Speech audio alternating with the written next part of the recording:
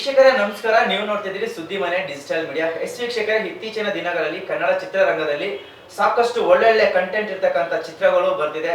So ಇದೇ March ಹೇಳಿಕೆ apple cut ಅನ್ನುವ ಸಿನಿಮಾ ರಾಜ್ಯಾದ್ಯಂತ ಬಿಡುಗಡೆ ಆಗ್ತಿದೆ. ಸದ್ಯ ನಮ್ಮ ಸ್ಟುಡಿಯೋದಲ್ಲಿ ಆ ಚಿತ್ರದ ನಿರ್ಮಾಪಕರು ಮತ್ತು ನಾಯಕಿ ನಟಿ ಇದ್ದಾರೆ. ಸೊ ಅವರ ಈ ವಿಶೇಷವಾದ ಕಾರ್ಯಕ್ರಮಕ್ಕೆ ಸ್ವಾಗತ ಮಾಡೋಣ. ಸಿನಿಮಾ ಬಿಡುಗಡೆ ಆಗ್ತಿದೆ. ಸೊ ಅವ್ರು ಎಷ್ಟು ಕುತೂಹಲ ಅಂದ್ರೆ ಸಿನಿಮಾದ ಮೇಲೆ ಎಷ್ಟು ನಿರೀಕ್ಷೆ ಇಟ್ಕೊಂಡಿದ್ದಾರೆ. ಪ್ರೊಡ್ಯೂಸರ್, ಎಸ್ಪೆಷಲಿ ಪ್ರೊಡ್ಯೂಸರ್ ತುಂಬಾ ಭಯ ಇರುತ್ತೆ ಮೊದಲ ಸಿನಿಮಾ.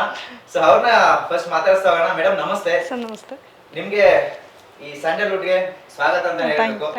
ಸೊ ಹೇಗಿದೆ ಮೇಡಮ್ ಸಿನಿಮಾ ಪ್ರಮೋಷನ್ಸ್? ಮೊದಲ ಸಿನಿಮಾ ನಿಮ್ದು ಹೇಗಿದೆ ಸರ್? ಎಲ್ಲ ನಡೀತಾ ಇದೆ, ಚೆನ್ನಾಗಿ ನಡೀತಾ ಇದೆ. ಇಲ್ಲಿವರೆಗೂ ಚೆನ್ನಾಗಿ ನಡ್ಕೊಂಡ್ ಬಂದಿದೆ. 7th ರಿಲೀಸು, ಸ್ವಲ್ಪ ಟೆನ್ಷನ್ ಇದೆ.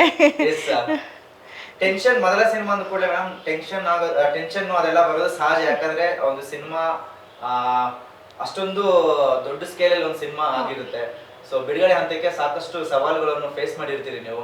ಸೊ ಅದು ಹೊಸದಾಗಿ ಚಿತ್ರರಂಗ ಬರುವಂತ ಎಲ್ಲಾ ಪ್ರೊಡ್ಯೂಸರ್ಸ್ಗೂ ಆಗ್ಲಿ, ನಾಯಕ ಆಗ್ಲಿ, ನಾಯಕಿಗೆ ಆಗ್ಲಿ, ಸೊ ಎಲ್ಲ ರೀತಿಯ ಒಂದು ಆ ರೀತಿಯ ಒಂದು ಅನುಭವ ಆಗಿರುತ್ತೆ. ಸೊ ನಿಮ್ಗೆ ಆ ರೀತಿಯ ಒಂದು ಆದಂತ ಘಟನೆಗಳು? ಸರ್, ಅದು ಮೊದಲನೇ ಆಗಿರೋದ್ರಿಂದ ಫಸ್ಟು ಆಪರ್ಚುನಿಟಿ ಸಿಕ್ಕಿದಾಗ ಮಾಡೋದೋ ಬೇಡವಾ ಅನ್ನೋದೊಂದು ಟೆನ್ಷನ್ ಇತ್ತು. ಸ್ಟೋರಿ ಕೇಳಿದ್ಮೇಲೆ ಓಕೆ, ಸ್ವಲ್ಪ ನನಗೆ ಮುಂಚೆಯಿಂದನೂ ಸ್ವಲ್ಪ ಹಾರರು ಥ್ರಿಲ್ಲರ್ ಅಂದರೆ ಇಷ್ಟ ಆಯಿತು. ಡೈರೆಕ್ಟ್ ಅವ್ರು ನನಗೆ ಆ ಸ್ಟೋರಿ ಹೇಳಿದಾಗ, ಅದೇ ಲವ್ ಸ್ಟೋರಿ ಆಗಿದ್ದರೆ ನಾನು ಮೇ ಬಿ ಬೇಡ ಅಂತ ಇದ್ನೇನೋ, ಬಟ್ ನಾನು ಮಾಡೋಕ್ಕಷ್ಟು ಇಂಟ್ರೆಸ್ಟ್ ನಾನು ತೋರಿಸ್ತಾ ಇದ್ನೋ ಇಲ್ವೋ ಗೊತ್ತಿಲ್ಲ. ಒಂಥರ ಸಸ್ಪೆನ್ಸ್ ಥ್ರಿಲ್ಲರ್ ಆಗಿರೋದ್ರಿಂದ ನನಗೂ ಸ್ವಲ್ಪ ಇಂಟ್ರೆಸ್ಟ್ ಬಂತು. ಮಾಡೋಣ ಅಂತ ಪ್ಲ್ಯಾನ್ ಮಾಡಿದ್ವಿ. ಕತೆ ಕೂತ್ಕೊಂಡು ಒಂದು 2-3 ಸಲ ಕೇಳಿದ್ವಿ, ತುಂಬ ಡಿಸ್ಕಷನ್ ಮಾಡಿದ್ವಿ. ನಾನು ಮನೇಲೂ ಕೂತ್ಕೊಂಡು ನಮ್ಮ ಹಸ್ಬೆಂಡ್ ಹತ್ರ ಎಲ್ಲ ಮಾತಾಡಿದೆ. ಸೊ ಅವರೇ ನನಗೆ ಬ್ಯಾಕ್ ಬೋನ್ ಅಂತ. ಆಮೇಲೆ ಸಣ್ಣ ಪುಟ್ಟ ಚೇಂಜಸ್ಗಳು ಮಾಡ್ಕೊಂಡ್ವಿ ಸ್ಟೋರಿನಲ್ಲಿ. ಆಮೇಲೆ ಟ್ರೈ ಮಾಡಿಬಿಡೋಣ ಏನಾದರೂ ಆಗಲಿ ಅಂತಂದ್ಬಿಟ್ಟು ಸ್ಟಾರ್ಟ್ ಮಾಡಿದ್ವಿ. ಸ್ಟಾರ್ಟ್ ಮಾಡಿ ಈಗ ಮುಗಿಸಿದ್ದೀವಿ. ಎಲ್ಲ ಒಂದು ಹಂತಕ್ಕೆ ಬಂದು ನಿಂತಿದೆ. ಈಗ 7th ರಿಲೀಸು. ಹೋಪ್ ನೋಡೋಣ. ಖುಷಿ ಆಗುತ್ತೆ ಮೇಡಮ್. ಯಾಕಂದ್ರೆ ಸಿನಿಮಾ ರಂಗದಲ್ಲಿ ಸಹಜವಾಗಿ ಮುಂದೆ ಬರಲ್ಲ, ಹಣ ಉಡ್ಲಿಕ್ಕೆ, ಬಂಡವಾಳ ಮುಂದೆ ಬರಲ್ಲ, ಹಿಂದೇಟಾಗ್ತಾರೆ. ಸೊ ನೀವು ಗಟ್ಟಿ ಧೈರ್ಯ ಮಾಡಿ ಸಿನಿಮಾ ರಂಗದಲ್ಲಿ ಏನಾದ್ರು ಒಂದು ಸಾಧನೆ ಮಾಡ್ಬೇಕು, ಚಿತ್ರರಂಗಕ್ಕೆ ಒಳ್ಳೊಳ್ಳೆ ಸಿನಿಮಾಗಳು ಕೊಡ್ಬೇಕಂತೇಳಿ ನೀವು ಮುಂದೆ ಬಂದಿದ್ದೀರಿ. ಅದೆಷ್ಟು ಖುಷಿ ಕೊಡುತ್ತೆ ಅಂತ ಸರಿ. ಎಲ್ಲ ಧೈರ್ಯ ಹೇಗೆ ಬಂತು? ಇಲ್ಲ, ನಾವೇನೇ ಒಂದು ಹೊಸ್ದಾಗಿ ಒಂದು ಬಿಸ್ನೆಸ್ ಮಾಡ್ತೀವಿ ಅಂದ್ರೂ ಅದು ನಮಗೆ ಹೊಸ್ತೆ. ಅಲ್ಲೂ ನಾವು ದುಡ್ಡು ಹಾಕ್ಲೇಬೇಕು. ಏನಾದ್ರು ಅದ್ರ ಸಕ್ಸಸ್ ಆಗ್ತೀವೋ ಬಿಡ್ತೀವೋ ಪ್ರಯತ್ನ ಪಡಲೇಬೇಕು. ಸೊ ಇದು ಹಾಗೆ ಒಂಥರ ಪ್ರೊಫೆಷ್ನಲ್ ಆಗಿ ತೊಗೊಳ್ಳೋಣ. ಸಕ್ಸಸ್ ಆಮೇಲೆ ದುಡ್ಡು ಬರುತ್ತೋ ಇಲ್ವೋ ಅದು ಸೆಕೆಂಡ್ರಿ. ಮೊದಲನೇ ಹೆಜ್ಜೆ ಇರೋಣ, ಒಂದು ಪ್ರಯತ್ನ ಮಾಡೋಣ. ಅದು ಓಕೆ, ಸಕ್ಸಸ್ ಆಯಿತು ಅಂದರೆ ಮತ್ತೆ ನೆಕ್ಸ್ಟ್ ಸ್ಟೆಪ್ಪು, ಹಾಗೆ ನೆಕ್ಸ್ಟ್ ಸ್ಟೆಪ್ಪು ಹೋಗೋಣ ಅಂತೇಳಿ. ಖುಷಿ ಆಗುತ್ತೆ. ಮತ್ತೆ ಮಾತಾಡ್ತಾ ಹೋಗೋಣ. ಮೇಡಮ್ ನಮಸ್ತೆ. ನಿಮ್ಗೆ ಹೇಗಿದೆ ಮೇಡಮ್? ನೀವ್ ಹೇಗಿದ್ದೀರಾ? ಚೆನ್ನಾಗಿದ್ದೀನಿ. ಸಿನಿಮಾ ಜರ್ನಿ ಹೇಗೆ ಸಾಗ್ತಿದೆ ನಿಮ್ದು? ತುಂಬಾ ಚೆನ್ನಾಗಿ ಸಾಗ್ತಾ ಇದೆ. ಅಂಡ್ ರಿಲೀಸ್ಗಿದೆ ಇನ್ನ 2 ದಿನ ಇದೆ. ಒಂದ್ ಕಡೆ ಖುಷಿ ಇದೆ, ಒಂದ್ ಕಡೆ ಟೆನ್ಷನ್ ಇದೆ, ನರ್ವಸ್, ಎಲ್ಲ ಮಿಕ್ಸ್ ಆಫ್ ಇಮೋಷನ್ಸ್ ಇದೆ. ಸೊ ಜನರು ಲೈಕ್ ಹೋಪ್ಫುಲಿ ವೇಟ್ ಮಾಡ್ತಾ ಇದ್ದೀನಿ ಆ ಡೇಗೋಸ್ಕರ. ಸೊ ನಮ್ಮ ಸಿನಿಮಾನ ಹೇಗೆ ತಗೋತಾರೆ ಜನರು ಅಂತಾನು ತುಂಬ ನಿರೀಕ್ಷೆಯಿಂದ ಕಾಯ್ತಾ ಇದ್ದೀನಿ.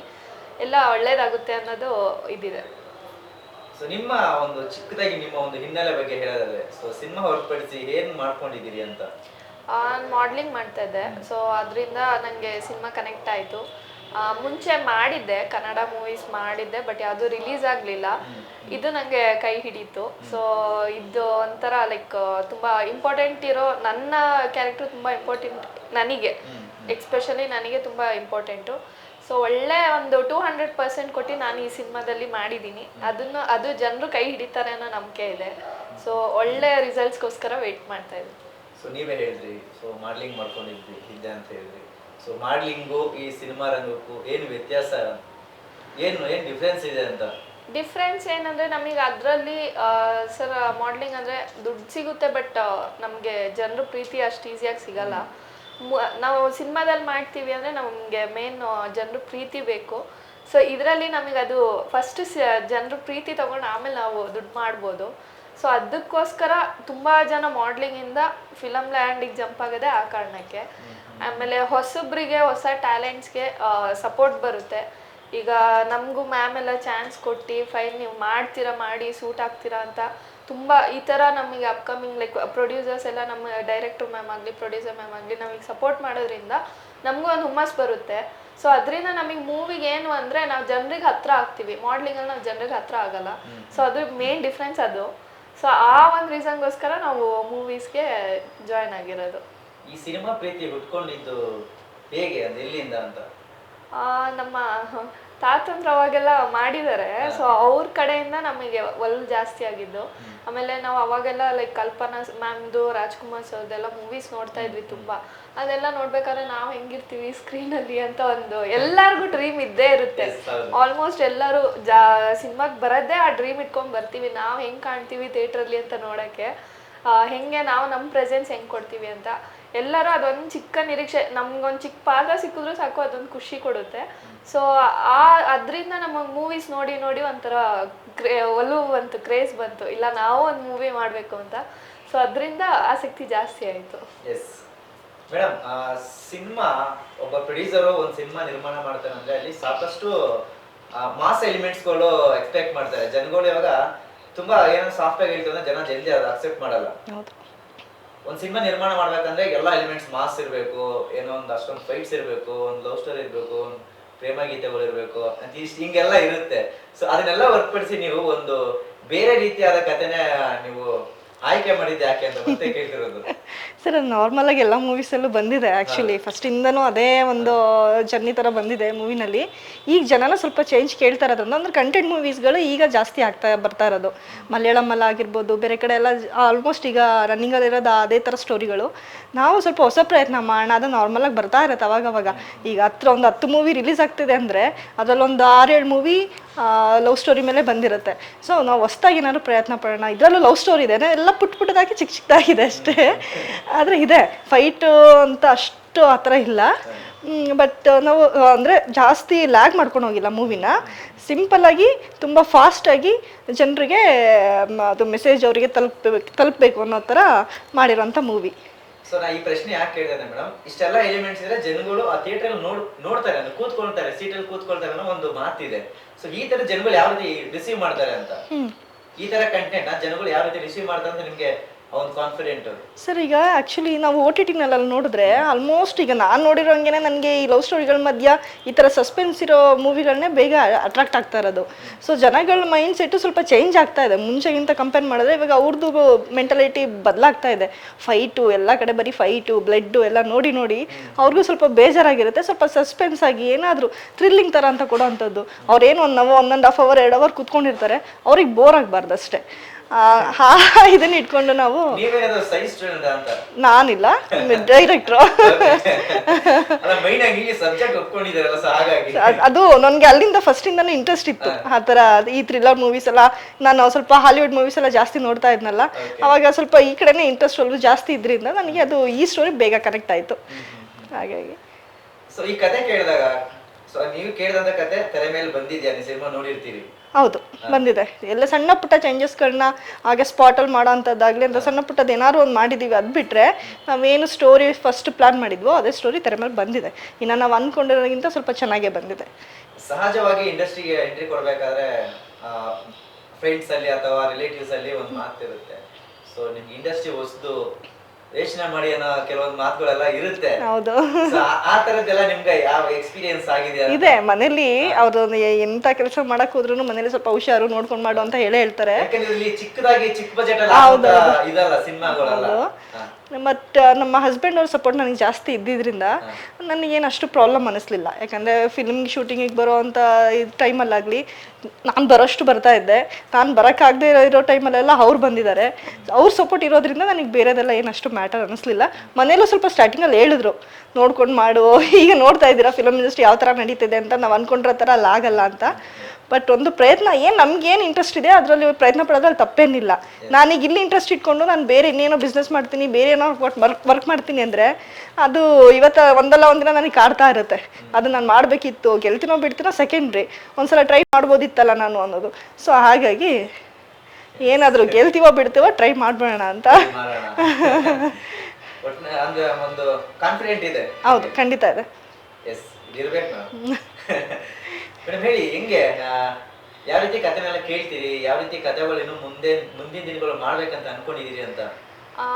ಈ ಕತೆ ಕೇಳಿದಾಗ ಇದು ಒಂಥರ ಡಿಫ್ರೆಂಟ್ ಇದೆ. ಈ ತರ ಕಂಟೆಂಟ್ ಬಂದಿಲ್ಲ ಕನ್ನಡ ಮೂವೀಸ್ ಅಲ್ಲಿ, ಈ ತರ ಕಂಟೆಂಟ್ ಬಂದಿಲ್ಲ. ನೀವು ಸಿನಿಮಾ ನೋಡಿದ್ರೆ ನಿಮ್ಗೆ ಗೊತ್ತಾಗುತ್ತೆ. ಕಂಟೆಂಟ್ ತುಂಬಾ ಡಿಫ್ರೆಂಟ್ ಅಂಡ್ ವೆರೈಟಿ ಆಗಿದೆ ಇದರಲ್ಲಿ. ನಾವು OTTs ಸಹಜವಾಗಿ ಈಗ ಮ್ಯಾಮ್ ಹೇಳ್ದಂಗೆ ಮಲಯಾಳಮಲ್ಲಿ, ತಮಿಳ್, ತೆಲುಗು ಎಲ್ಲ OTTs ನೋಡಿರ್ತೀವಿ.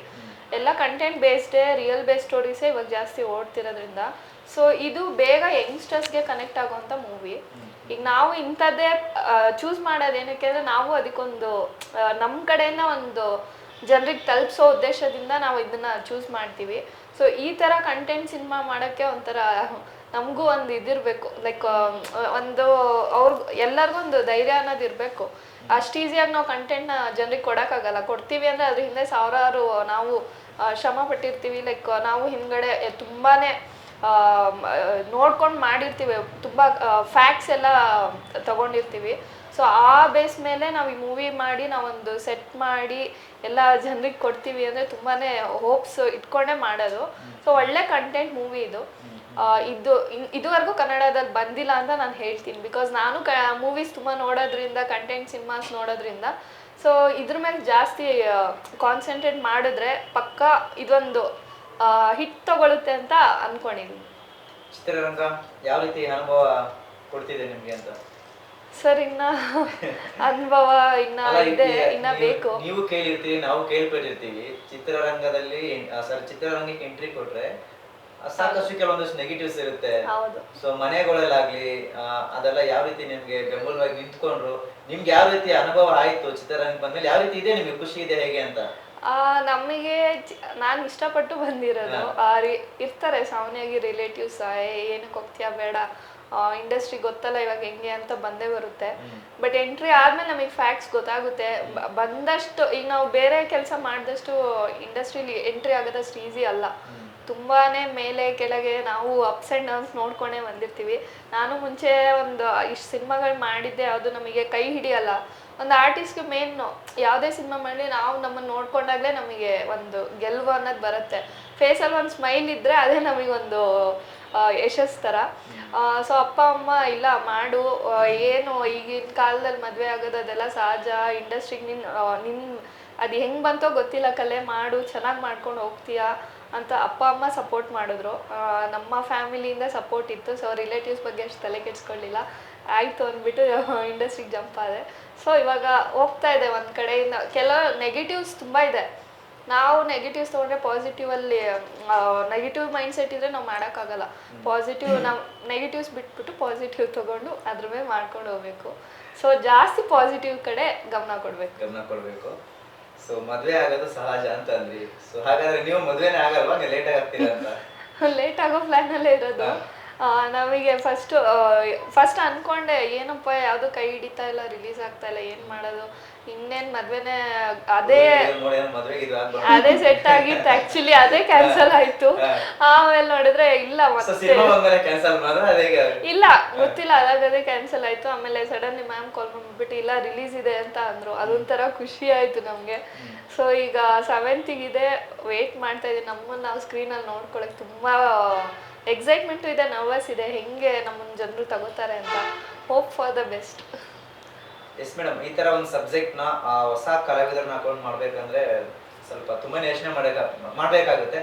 ಸೊ ಈ ಸಬ್ಜೆಕ್ಟ್ ನ ಬೇರೆ ಅಂದ್ರೆ ನಾವು ಬೇರೆ ನಟರಿಗೆ ಏನಾದ್ರು ಹೋಗಿತ್ತಾ ಅಥವಾ ಇಲ್ಲ ಇದೇ ಟೀಮ್ ಅಲ್ಲೇ ಆಗಿರುವಂತದ್ದು? ಇಲ್ಲ ಸರ್, ಅದು ನಾವು ಹೊಸಬ್ರಾಗಿರೋದ್ರಿಂದ ಅಷ್ಟು ಈಸಿಯಾಗಿ ನಮಗೆ ಫಿಲ್ಮಲ್ಲಿ ಆಲ್ರೆಡಿ ಇರೋರನ್ನ ಅಪ್ರೋಚ್ ಮಾಡೋದು ತುಂಬ ಕಷ್ಟ. ಸೊ ನಾವು ಆ ಪ್ರಯತ್ನ ಮಾಡಲಿಲ್ಲ.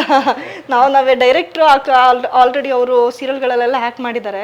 ಹಾಗಾಗಿ ಅವರು ಡೈರೆಕ್ಷನಲ್ಲಿ ಅವ್ರದ್ದು ಫಸ್ಟ್ ಮೂವಿ, ಅವ್ರಿಗೆ ಲೆಕ್ಕ ತೊಗೊಂಡ್ರೆ ಅವ್ರದ್ದು ಇದು ಫಸ್ಟ್ ಮೂವಿನೇ ಡೈರೆಕ್ಷನಲ್ಲಿ. ಈಗ ನಮ್ಮದು ಫಸ್ಟು, ನಮ್ಮದೇ ಬ್ಯಾನರು, ಅದು ಮೊದಲನೇದು. ಸೊ ಯಾಕೆ ಎಲ್ಲ ಹೊಸಬ್ರನ್ನೇ ಕರ್ಕೊಂಡು ಹೋಗೋಣ, ಅವರಿಂದನೇ ಟ್ರೈ ಮಾಡೋಣ ಅಂತ ಅಂದ್ಬಿಟ್ಟು ಹಡುಬ್ರನ್ನ ಹಾಕೊಂಡ್ವಿ. ಅಂದರೆ ನಾವು ಅವರಿಂದ ಬಂದ್ವಿ ಮೇಲೆ ಅನ್ನೋದೊಂದು ಬಂದ್ಬಿಡುತ್ತೆ. ನಮಗಷ್ಟು ಇದನ್ಸಲ್ಲ. ನಾವು ಹೊಸಬ್ರು ತಂಡದಿಂದ ನಾವು ಮೇಲೆ ಬಂದರೆ ಅದು ಎಲ್ರಿಗೂ, ಅದು ಸಕ್ಸಸ್ ಆಗಲಿ, ಅದು ನಾವು ಫೇಲ್ಯೂರ್ ಆದರೆ ಅದು ಎಲ್ರಿಗೂ ಸಿಗುತ್ತೆ. ಸಕ್ಸಸ್ ಆದ್ರೂ ಅದು ಎಲ್ರ ಹೆಸ್ರೂ ಬರುತ್ತೆ. ಸೊ ಹಾಗಾಗಿ ನಮ್ಮ ಎಲ್ಲ ಹೊಸಬ್ರು ತಂಡನೇ ಪ್ರತಿಯೊಂದು. ಡೈರೆಕ್ಟ್ರು ಬಂದು ಮತ್ತು ಆರ್ಟಿಸ್ಟಲ್ಲಿ ಕೆಲವರು ಮಾತ್ರ ಅಷ್ಟೇ, ಬಾಲರಾಜ್ ಸರ್ ಇರ್ಬೋದು, ಆಮೇಲೆ ಅಪ್ಪಣ್ಣ, ಅವ್ರುಗಳಷ್ಟೇ ನಮ್ಮ ಸ್ವಲ್ಪ ಈಗ ಹಳಬ್ರು ಸೀನಿಯರ್ಸ್ ಅನ್ಬೋದು. ಇನ್ನೆಲ್ಲರೂ ಹೊಸಬ್ರೆ. ಸೊ ಸಿನಿಮಾ ಮಾಡೋಕ್ಕಿಂತ ಮುಂಚೆ ಒಂದು ಕಲ್ಪನೆ ಇರುತ್ತೆ ಮೇಡಮ್, ಚಿತ್ರರಂಗ ಹೇಗಿರುತ್ತೋ ಏನು ಅಂತೇಳಿ. ನೀವು ಹೇಗಿತ್ತು ನಿಮ್ಗೆ, ಈಗ ಅನುಭವ ಹೇಗಿತ್ತು ಅಂತ, ನಿಮ್ಗೆ ಯಾವ ರೀತಿ ಕೊಡ್ತು ಈ ಒಂದು ಎಕ್ಸ್ಪೀರಿಯನ್ಸ್? ಸರ್ ನಮ್ಮ ಮೂವಿ ಮಾಡೋ ತನಕ ನಮಗೆ ಬೇರೆ ಅವರ ಅಷ್ಟು ಕಾಂಟ್ಯಾಕ್ಟ್ ಇರಲಿಲ್ಲ. ಮೂವಿ ಮಾಡಿ ಮುಗಿಸಿ ನಮ್ಮದು ಶೂಟಿಂಗ್ ಎಲ್ಲ ಮಾಡಿ ಮುಗಿಸಾದ್ಮೇಲೆ ಈಗ ಪ್ರಮೋಷನ್ ಅದೆಲ್ಲ ಸ್ಟಾರ್ಟ್ ಆದಮೇಲೆ ನಾವು ಚಿತ್ರರಂಗದ ಬೇರೆ ಅವ್ರುಗಳನ್ನೆಲ್ಲ ಮೀಟ್ ಮಾಡೋ ಅಂಥ ಅವಕಾಶ ಸಿಕ್ಕಿತ್ತು ನಮಗೆ. ಈಗ ಟೀಸರ್ ಲಾಂಚ್ ಆಗಲಿ, ಟ್ರೇಲರ್ ಲಾಂಚ್ ಆಗಲಿ, ಪ್ರೆಸ್ ಮೀಟ್ಗಳಾಗಲಿ ಅಂಥ ಕಡೆ ಎಲ್ಲ ಹೋದಾಗ ನಾವು ಅಂದ್ಕೊಂಡಿದ್ವಿ ಹೊಸಬ್ರಲ್ವ ನಾವು, ಬೇರೆ ಯಾರು ಸಪೋರ್ಟ್ ಮಾಡಲ್ಲ ಅಂತ ನಾವು ಅಂದ್ಕೊಂಡಿದ್ವಿ. ಬಟ್ ಅದೇ ತುಂಬಾ ಸಪೋರ್ಟ್ ಸಿಕ್ತು ನಮಗೆ. ಇನ್ಫ್ಯಾಕ್ಟ್ ಇವರು ನಮ್ಮ ಇದಕ್ಕೆ ಮೂವಿಗೆ ಯೋಗರಾಜ್ ಸರ್ ಅವರು ಒಂದು ಸಾಂಗ್ ಬರೆದಿದ್ದಾರೆ, ವೀರ್ ಸಮರ್ಥ್ ಸರ್ ಅವರು ಒಂದು ಬರೆದಿದ್ದಾರೆ, ವಾಸುಕಿ ವೈಭವ್ ಅವರು ಹಾಡಿದ್ದಾರೆ, ವಿಜಯಶ್ರೀ ಅಂತ ಅವರು ನ್ಯೂ ಕಮ್ಮರ್ ಅವರು ಹಾಡಿದ್ದಾರೆ. ಹೀಗೆ ಗಣೇಶ್ ಅವರು ಬಂದಿದ್ರು. ಪೋಸ್ಟರ್ ಲಾಂಚ್ ಸ್ಟಾರ್ಟಿಂಗಲ್ಲಿ ಪೋಸ್ಟರ್ ಲಾಂಚಿಗೆ ಪ್ರೇಮ್ ಸರ್ ಮಾಡಿದರು. ಆಮೇಲೆ ಇನ್ನೊಂದು ಪ್ರೆಸ್ ಮೀಟ್ಗೆ ಯೋಗರಾಜ್ ಸರೇ ಬಂದಿದ್ರು, ಅವರ ಖುದ್ದಾಗಿ ಬಂದಿದ್ರು, ರಾಗಿಣಿ ಮ್ಯಾಮ್ ಬಂದಿದ್ರು, ಇನ್ನು ಸುಮಾರು ಜನ ಕಲಾವಿದರು ಬಂದರು. ತುಂಬ ಸಪೋರ್ಟ್ ಮಾಡಿದ್ದಾರೆ. ನಾವು ಯಾರ ಹತ್ರ ಹೋಗಿ ಅಪ್ರೋಚ್ ಮಾಡಿದ್ವಿ, ಈ ಥರ ಹೊಸ್ದಾಗಿ ಏನೋ ಟ್ರೈ ಮಾಡಿದ್ದೀವಿ, ಬನ್ನಿ ಸಪೋರ್ಟ್ ಮಾಡಿ ಅಂದಾಗ ನಾವು ಕರೆದಿರೋರೆಲ್ಲ ಬಂದಿದ್ದಾರೆ. ಹಾಗಾಗಿ ನನಗೆ ಇದರಲ್ಲಿ ನೆಗೆಟಿವ್ ಆಗಿ ಯಾರು ಆ ಥರ ಅಂತ ಕಾಣಿಸಿಲ್ಲ. ಹೆಲ್ಪ್ ಮಾಡ್ತಾರೆ ಸರ್, ಎಲ್ಲ ಪರವಾಗಿಲ್ಲ, ಸಪೋರ್ಟ್ ಮಾಡ್ತಾರೆ. ಬೇರೆ ಕಡೆ ಅಂತ ಕೇಳ್ಪಟ್ಟಿದ್ದೆ ನಾನು, ಬೇರೆಯವರು ಅಷ್ಟು ನಮಗೆ ಬೆಳಗ್ಗೆ ಬೀಳಲ್ಲ. ಹೌದು, ಟ್ರೇಲರ್ ಎಲ್ಲ ನೋಡಿ ತುಂಬ ಜನ ಬೈಟ್ಸ್ ಕೊಟ್ಟರು. ಮತ್ತು ಅಶ್ವಿನಿ ಮ್ಯಾಮ್ ಅವರು, ಅಶ್ವಿನಿ ಪುನೀತ್ ರಾಜ್ಕುಮಾರ್ ಅವರು ಅಷ್ಟೇ, ಅವರು ಇದಕ್ಕೆ ಟೀಸರ್ ಲಾಂಚಿಗೆ ಬರೋಕ್ಕಾಗಲಿಲ್ಲ. ಆ್ಯಕ್ಚುಲಿ ಅವ್ರ ಮನೇಲಿ ಅವತ್ತು ಪೂಜೆ ಇತ್ತು. ಸೊ ಹಾಗಾಗಿ ಅವರು ಅವ್ರ ಸ್ಟುಡಿಯೋದಲ್ಲೇ ಕರೆಸ್ಕೊಂಡು ಅಲ್ಲೇ ಮಾತಾಡಿ, ಅಲ್ಲೇ ನಮ್ಮ ಇದ್ರನ್ನೆಲ್ಲ ಟೀಸರ್ ಎಲ್ಲ ನೋಡಿ ಅವರ ಬ್ಲೆಸ್ಸಿಂಗ್ಸು ತುಂಬ ಇದೆ ನಮಗೆ. ಒಂದು ಸೆಕೆಂಡ್ ನಮಗೆ ಪುನೀತ್ ಸರ್ ಅವ್ರದ್ದು ಬ್ಲೆಸ್ಸಿಂಗ್ ಸಿಕ್ಕಷ್ಟೇ ಸಮಾಧಾನ ನಮಗೆ. ಖಂಡಿತ. ನೋಡಿ, ಹೊಸಬ್ರಿಗೆ ಇಷ್ಟೆಲ್ಲ ಬೆನ್ನಿಂದ ನಿಂತ್ಕೊಂಡು ಸ್ವಲ್ಪ ಸಪೋರ್ಟ್ ಮಾಡಿದ್ರೆ ಏನೋ ಒಂದು ಆನೆ ಬಲ ಬಂದಂತೆ. ಹೌದು, ಇನ್ನು ಏನೋ ಮುಂದೆ ಹೋಗೋಣ ಅಂತ ಅನ್ಸುತ್ತೆ. ಗೆಲ್ತೀವೋ ಬಿಡ್ತೀವೋ ಸೆಕೆಂಡ್ರಿ, ಬಟ್ ಈ ತರ ಎಲ್ಲ ಸಪೋರ್ಟ್ ಸಿಕ್ತಾಗ ಈಗಲ್ಲ ಅಂದ್ರೆ ನೆಕ್ಸ್ಟ್ ಇನ್ನೊಂದ್ಸಲ ಗೆಲ್ತೀವಿ ಬಿಡು ಅನ್ನೋದು ಕಾನ್ಫಿಡೆನ್ಸ್ ನಮಗೆ ಬಂದ್ಬಿಡತ್ತೆ. ಮೇಡಮ್, ಏನ್ ಹೇಳ್ತೀರಿ ಆಡಿಯನ್ಸ್ಗೆ?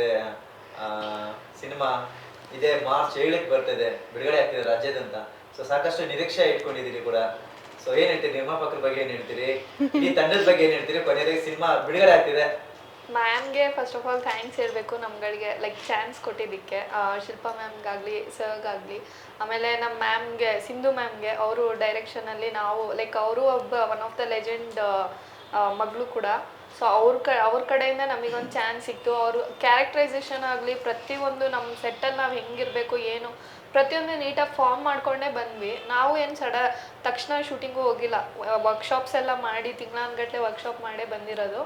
ಸೊ ಕಂಟೆಂಟ್ ಸಿನಿಮಾ ಇಲ್ಲ ಇಲ್ಲ ಇಲ್ಲ ಅಂತ ಹೇಳ್ತಾರೆ, ಈಗ ಎಲ್ಲ OTTs ಕಡೆ ಹೋಗ್ಬಿಟ್ಟಿದ್ದಾರೆ. ಸೊ ನಮಗೇನಂದರೆ ಥಿಯೇಟ್ರಿಗೆ ಬಂದು ಸಿನಿಮಾ ನೋಡಲಿ ಅಂತ ತುಂಬ ಆಸೆ.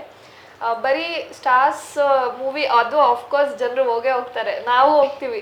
ಸುದೀಪ್ ಸರ್ ಆಗಲಿ, ದರ್ಶನ್ ಸರ್ ಆಗಲಿ ಮೂವಿ ರಿಲೀಸ್ ಆದರೆ ನಾವು ಹೋಗ್ತೀವಿ. ಬಟ್ ಹೊಸಬ್ರಿಗೆ ನಾವು ಏನು ಲಾಂಚ್ ಆಗ್ತಾ ಇದ್ದೀವಿ, ಸೊ ನಮಗೆ ಈ ಕಂಟೆಂಟ್ ಸಿನಿಮಾ ಇದೇನು ಜನರಿಗೆ ರೀಚ್ ಆದರೆ ಪ್ರಾಬಬ್ಲಿ ತುಂಬ ಜನರು ಏನು ಕೆಲವೊಬ್ರು ಲೈಫ್ನ ತುಂಬ ಬಿಡು ಈಸಿ ವೇ ಅಂತ ಅಂದ್ಕೊಂಡಿರ್ತಾರೆ, ಅವರಿಗೆಲ್ಲ ತುಂಬ ರೀಚ್ ಆಗುತ್ತೆ. ಲೈಫ್ ಅನ್ನೋದು ಅಷ್ಟು ಈಸಿ ಅಲ್ಲ. ಆಮೇಲೆ ಈಗೇನು ನಾವು ಯೂತ್ಸ್ ನಡೀತಾ ಇದೆಯೋ, ಸೊ ಆ ಕನೆಕ್ಟೆಡ್ ಮೂಲಕನೇ ಮಾಡಿರೋದು ಇದು ಮೂವಿ. ಸೊ ಬೇಸಿಕಲಿ ಯೂತ್ಸ್ಗೆ ಬೇಗ ಕನೆಕ್ಟ್ ಆಗುವಂಥ ಮೂವಿ, ಒಳ್ಳೆ ಕಂಟೆಂಟ್ ಸಿನಿಮಾ. ಸೊ ಥಿಯೇಟರ್ಸ್ಗೆ ಬಂದು ಸಿನಿಮಾ ನೋಡಿ ಅಂತ ಹೇಳ್ತೀನಿ. ಎಸ್ ಮೇಡಮ್, ತುಂಬಾ ಕಾನ್ಫಿಡೆಂಟ್ ಆಗಿದ್ದೀರಿ ಸಿನಿಮಾದ ಮೇಲೆ. ಸೊ ಏನ್ ಹೇಳ್ತೀರಿ ಫೈನಲ್ ಆಗಿ? ಪ್ರಮೋಷನ್ಸ್ ಎಲ್ಲ ತುಂಬಾ ಜೋರಾಗಿ ನಡೀತಿದೆ, ಕೊನೆಯದಾಗ ಏನ್ ಹೇಳ್ತೀರಿ? ಭಯ ಇದೆಯಾ? ಹೌದು ಸರ್, ತುಂಬಾನೇ ಇದೆ. ನಾವು ಖುಷಿ ನಗು ಎಷ್ಟೇ ತೋರಿಸ್ಕೊಂಡ್ರು ಅದು 7ನೇ ತಾರೀಕು ಬಂದು ಫಿಲಮ್ ರಿಲೀಸ್ ಆಗೋ ತನಕ ಭಯ ಅಂತೂ ಇದ್ದೇ ಇರುತ್ತೆ. ಎಲ್ಲರೂ ತುಂಬ ಇಷ್ಟಪಟ್ಟು ಮಾಡಿದ್ದೀವಿ ಮೂವಿನ. ಈ ಮೂವಿ ಕತೆ ಒಂಥರ ವಿಚಿತ್ರ ಮತ್ತು ವಿಭಿನ್ನವಾಗಿದೆ ಕೂಡ. ಆದ್ದರಿಂದ ದಯವಿಟ್ಟು ಎಲ್ಲ ಪ್ರೇಕ್ಷಕರು ಸಿನಿಮಾ ಥಿಯೇಟ್ರಿಗೆ ಬಂದು ನೋಡಿ, ಸಮಾಜಕ್ಕೆ ಒಂದೊಳ್ಳೆ ಮೆಸೇಜ್ನ ಕೊಡೋ ಪ್ರಯತ್ನ ನಾವು ಈ ಮೂವಿ ಮೂಲಕ ಮಾಡಿದ್ದೀವಿ. ಎಲ್ಲೂ ನಿಮಗೆ ಬೋರ್ ಮಾಡಲ್ಲ ಮತ್ತು ತುಂಬ ಲ್ಯಾಗ್ ಮಾಡಲ್ಲ, ಸಿಂಪಲ್ಲಾಗಿ ತೋರಿಸಿದ್ದೀವಿ. ಥಿಯೇಟ್ರಿಗೆ ಬಂದು ಸಿನಿಮಾ ನೋಡಿ. ಥಿಯೇಟ್ರ್ನಲ್ಲಿ ಅರ್ಥ ಆಗಲಿಲ್ಲ ಅಂದರೆ ಆಮೇಲೆ ಬೇಕಾದ್ರೆ OTTನಲ್ಲಿ ಇನ್ನೊಂದ್ಸಲ ನೋಡಿ. ದಯವಿಟ್ಟು ಥಿಯೇಟ್ರಿಗೆ ಬಂದು ನೋಡಿ.